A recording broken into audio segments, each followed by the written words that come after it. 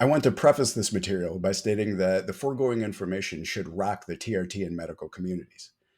This information exists in studies, but I have never seen it presented to the masses in a fastidious, analytical, and cogent manner. This information completely dismantles the paradigm under which the medical community understands testosterone and testosterone therapy. This proves wrong the way the medical institution has educated physicians. This proves wrong the way the medical institution has educated those seeking treatment for low testosterone. This proves wrong the way the medical institution has educated the world. I don't believe this information will have the effect it should for a myriad of reasons, but mainly because it is common knowledge that the medical community is ignorant with regards to testosterone, and consequently, it is not that surprising. Okay, here we go. The free hormone hypothesis is espoused by the Endocrine Society and, by extension, the medical community as a whole. The free hormone hypothesis assumes that only free testosterone is diffused in the cells, where the free hormone binds to androgen receptors, subsequently translocates to the nucleus, binds to a promoter on the DNA, transcribes genes into mRNA, and elicits a cascade of effects. According to the free hormone hypothesis, biological activity of testosterone is best reflected by free rather than total testosterone concentrations. In this model, testosterone-bound SHBG is ignored. It may be relevant and worth noting that hypothesis is defined as educated guess. I'm not sure the free hormone hypothesis fits the definition of hypothesis, considering it is not very educated. Of interest, those of us with a vast amount of aggregated data in the field have noticed over time that we are more informed about a person's sense of well-being, feeling optimal, from their total testosterone number rather than their free testosterone. From a plethora of experience, people with lower end total T and mid to high range free T, even though they may have functional erectional quality, tend to report symptoms of hypogonadism. As expected, people with mid to upper range total T, high SHBG, and lower end free T present symptoms of hypogonadism, indicating that free testosterone is an important metric, but not the most important metric. Surprisingly, upper range total T, upper range free T, and lower range SHBG may present with suboptimal sense of well-being that is unrelated to estrogenic side effects. Over time, I developed heuristics, a methodology based on teleological evidence of the best means to optimal results, which has included paying more attention to total testosterone and SHBG than any free T metric. I knew this was the best practice, again, because it works very well, but I didn't know exactly why until undertaking a deep dive and understanding the massive limitations of the free hormone hypothesis. The free hormone hypothesis was conceptualized from experimental studies performed in the 1950s to the 1980s. What is interesting is that many of these studies indicated that there was an incomplete understanding of the role of binding proteins, and that there may be evidence that they play a more crucial biophysical and foundational role. Despite the assumptions and unknowns, the medical community espoused the facile and oversimplified free hormone hypothesis to anchor its paradigm under which testosterone and related hormones are understood. Additionally, the facile and oversimplified free hormone hypothesis would be used to mischaracterize, mistreat, and misdiagnose hormone deficiency for the next 5 decades and counting. Everyone understands that testosterone binds to albumin and SHBG, but what the free hormone hypothesis doesn't tell you is that testosterone also binds to 2 other binding proteins, corticosteroid binding globulin, or CBG, and erosomucoid. Now I will break down CBG and erosomucoid. Early theory indicated that CBG bound to about 4% of circulating testosterone with low association, such that the binding of testosterone to CBG has been ignored. In follow-up in vitro studies that investigated the influence of other steroids on protein-bound testosterone, they experimentally observed binding of CBG to free testosterone and the addition of cortisol was 15.4%. This discordance between the predicted and experimentally obtained values raises the possibility that published estimates of testosterone binding to CBG are incorrect, and that a higher amount of circulating testosterone is bound to CBG than was assumed. Erosomucoid acts as a carrier of positive and neutrally charged lipophilic compounds. Lipophilic compounds tend to combine with lipids, oils, and fats. Testosterone is very lipophilic, especially before the saponate ester is cleaved. Some of your free testosterone may actually be bound by bound by CBG and mucoid, but this is generally ignored by the medical community. The characteristics of testosterone binding to CBG and mucoid and the biological roles of these proteins in regulating testosterone bioavailability remain incompletely understood. Now I will break down albumin. There are two variants of albumin, albumin catania and albumin roma. Albumin roma has a low binding affinity to testosterone, but it is unknown if albumin catania has an increased or decreased affinity. The free hormone hypothesis postulates that there is a one-to-one binding stoichiometry of testosterone to albumin, meaning that one testosterone molecule binds to one albumin. In reality, multiple domains are involved in the binding and transport of biomolecules. Albumin has 3 binding pockets. More recently, concluded on the basis of studies, the data indicated the existence of cooperativity between secondary binding sites and the primary testosterone binding site. For many ligands, a ligand is a molecule or a peptide that binds to a receptor. For many ligands, the multiple binding sites are allosterically coupled, meaning the binding of ligands to multiple sites changes the binding affinity and dissociation capability. It is conceivable that testosterone, like other ligands, may also have multiple binding sites with distinct affinities on albumin. Oversimplification of binding models and potentially erroneous assumptions can have major implications on estimates of testosterone's bioavailability. Now we'll break down SHBG. The free hormone hypothesis outlines a simplistic role for SHBG, hypothesizing that one testosterone molecule binds to one SHBG protein and is subsequently nullified. Speculation of what happens to testosterone bound SHBG is absent, the presumption being that there is no further effect. SHBG is universally known as a transport protein. Testosterone is produced in the testicles in men and in the ovaries and adrenal glands in females. Without transporter proteins, testosterone would have no effect on the androgen receptors of cells throughout the body, including in the brain. If SHBG did not transport protein from one place to another, if it permanently inactivated testosterone, then it would be a suicide protein or an antagonist protein. In reality, testosterone may dissociate from SHBG so it can be utilized by cells, making the total testosterone concentration bound by SHBG a more important metric than is assumed.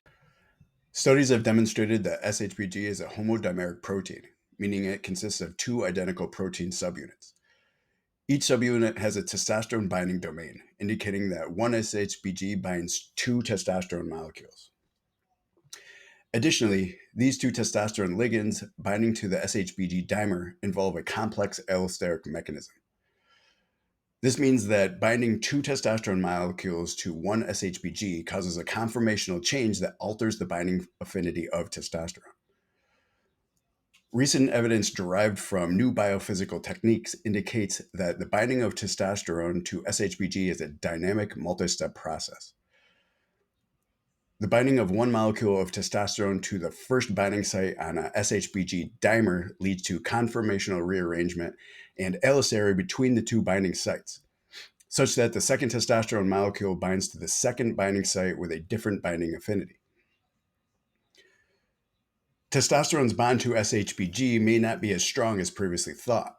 Moreover, complementary studies show that the binding affinity of testosterone to SHBG may change depending on total SHBG concentration, acidity, or temperature. Most importantly, evidence suggests that testosterone-bound SHBG is utilized by cells potentially through 3 separate mechanisms. 1. SHBG-bound testosterone is potentially internalized into the cell through an endocytic process mediated by the cell membrane protein megalin. Testosterone-bound SHBG to megalin on the cell surface is internalized, absorbed by a lysosome, and testosterone is released from SHBG at the low pH within the lysosome, which then binds to the androgen receptor. This means that the testosterone bound by SHBG is utilized by cells. Hence, the amount of total testosterone bound by SHBG is important. 2. SHBG potentially binds to a receptor at the cell surface, which then binds testosterone, and a G-coupled protein activates CAMP and PKA. PKA can modulate androgen receptor functions through phosphorylation, which increases the frequency of available androgen receptors and increases the binding affinity of testosterone to the androgen receptor. Both of these functions increase androgen sensitivity. This means that testosterone-bound SHBG can increase the amount of androgen receptors and increase the binding affinity of testosterone to those receptors, which increases sensitivity to testosterone. 3. Testosterone-bound SHBG may bind to cell matrix proteins fibulin and integrin. This binding signals the cell to regulate cell adhesion, cell proliferation, and cell migration, controlling steroid access to target cells and regulating bioavailability of testosterone to those cells, which would act to increase testosterone's effectiveness. In summary, evidence suggests that testosterone-bound SHBG is utilized by cells through the multiple mechanisms and necessary for optimal function. Because of this, total testosterone is a more important metric than free testosterone when considering testosterone therapy. If total testosterone is 600 or 700 nanograms per deciliter and SHBG is elevated, then free testosterone will not be optimal, and there will be symptoms of hypogonadism or low testosterone. Free testosterone is a metric that should be considered, but testosterone-bound SHBG needs to be considered as well. Too much free testosterone without the presence of SHBG will downregulate gene transcription for androgen receptors, reduce the frequency of androgen receptors, thereby reducing androgen sensitivity. If total testosterone is in the 400s or 500s and SHBG on the lower end, making free testosterone in the middle to high end of the range, then symptoms of hypogonadism may be present because there's not enough testosterone-bound SHBG in circulation. This is the context in which the importance of total testosterone has been misclassified and hypogonadism historically has been misdiagnosed because of the free hormone hypothesis. Now I will go over the problems with free testosterone testing. Equilibrium dialysis is widely considered the gold standard method of directly testing free testosterone in the blood. Equilibrium dialysis involves dialysis of a serum sample across the semipermeable membrane, where protein-bound testosterone is retained and free testosterone permeates the membrane. The free testosterone can then be measured using a liquid chromatography tandem mass spectrometry assay. However, this test is not widely available, it's technically demanding, and its performance is affected by assay conditions which can result in high assay variability. In other words, equilibrium dialysis, the best test for free testosterone, is not widely available, is expensive, and is very susceptible to errors which can lead to inaccuracy. Every other direct free testosterone blood test is less accurate than equilibrium dialysis. Recognizing the practical difficulties that practicing clinicians face in obtaining precise and accurate measurements of free testosterone concentrations by the equilibrium dialysis method, an expert panel of the Endocrine Society concluded that, quote, calculated free testosterone using high-quality testosterone and SHBG assays with well-defined reference intervals is the most useful clinical marker, unquote. To paraphrase, the Endocrine Society is stating that calculated free testosterone using an algorithm involving using total T, SHBG, and albumin is the best method for measuring free testosterone. However, the current algorithms used in calculated free testosterone assume a linear binding model, that testosterone binds to cognate proteins with a constant binding affinity, and the calculations assume a one-to-one stoichiometry, or that one testosterone molecule binds to one SHBG and one albumin. As stated earlier, SHBG and albumin have multiple binding sites, and each site binds with substantially different affinities. If SHBG and albumin, let me start over. If SHBG and albumin have multiple binding sites, each with different binding affinities, the calculated free testosterone assumes a linear binding model in which one testosterone molecule binds to one SHBG and one albumin, then the calculation of free testosterone may be inaccurate by more than 50%. All methods of measuring testosterone are riddled with potential inaccuracies, making free testosterone an unreliable and untrustworthy metric. Here's the conclusion. Sex steroid bioactivity and the respective roles of SHBG and albumin are more complex than originally believed. The oversimplified assumptions of stoichiometry, binding dynamics, and binding affinity have contributed to the development of inaccurate linear binding models, which have been propagated without much critical reappraisal until now.